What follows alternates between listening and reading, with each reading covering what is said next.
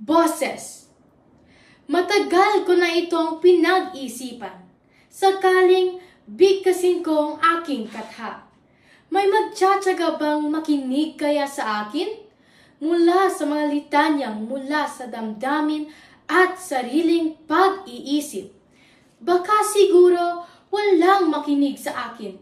Takot na marinig mula sa iba. Bata ka lang, anong alam mo? Nakakatakot, di ba?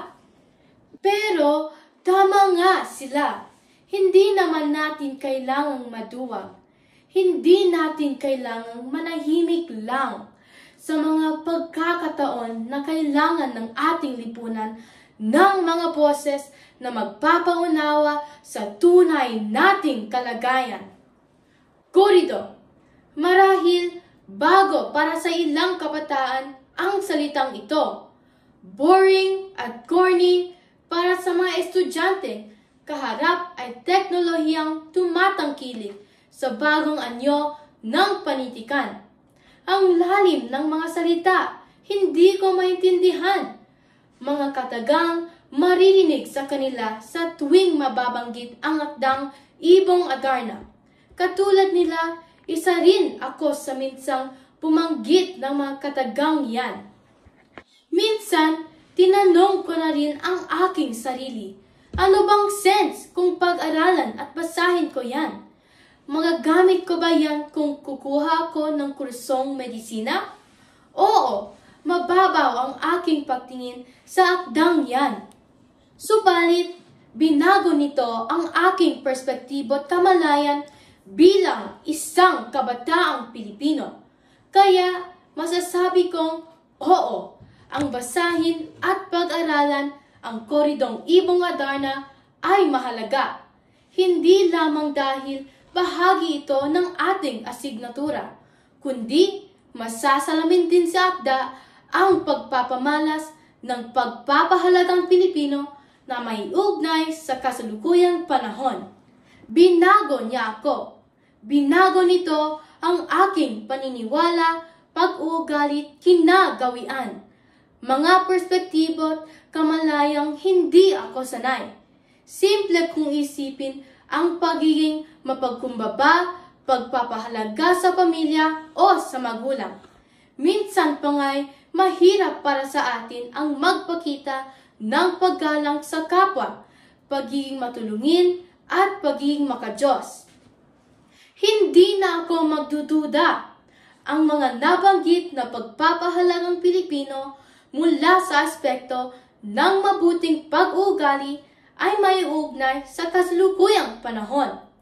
The world is slowly healing. Ika nga, marami pa rin sa mga mamamayang Pilipino ang pinipiling pairalin ang mabuting pag-uugali.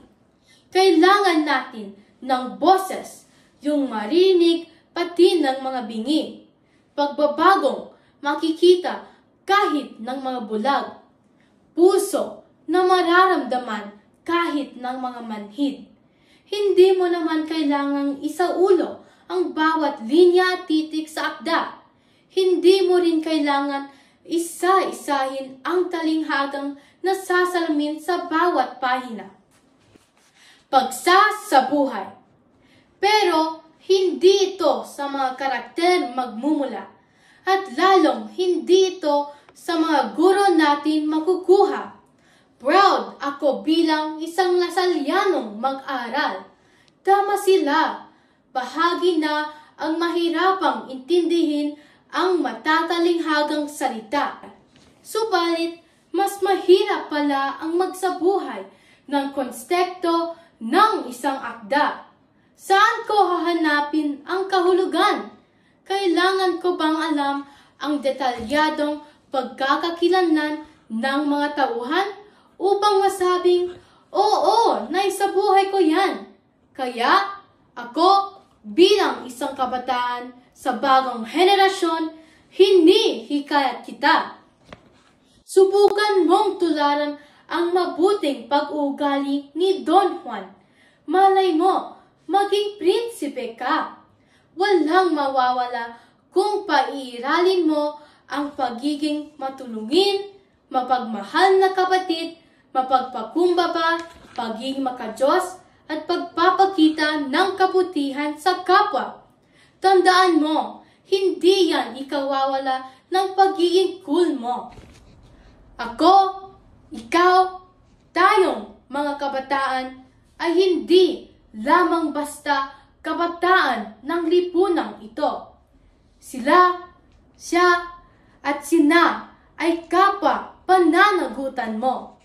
Sapat nang hinubog tayo ng ating mga magulang upang maging mabuting individual, pinatatag ng maraming karanasan at pinaunlad ng mga kalaman na siyang magiging pundasyon upang tayo ay maging halimbawa ng mga kabataan sa mga susunod pang henerasyon. Oo nga pala, baka malimutan ko. Ako nga pala si El, may 4 na titik ang aking pangalan. Bilang ng minutong inyong inilaan para pakinggan ang aking katha. Oo, alam kong may mali sa aking kalkulasyon. Sinobrahan ko talaga ito ng ilang minuto. Espesyal kasi kayo. Muli, salamat sa inyong pagkikinig.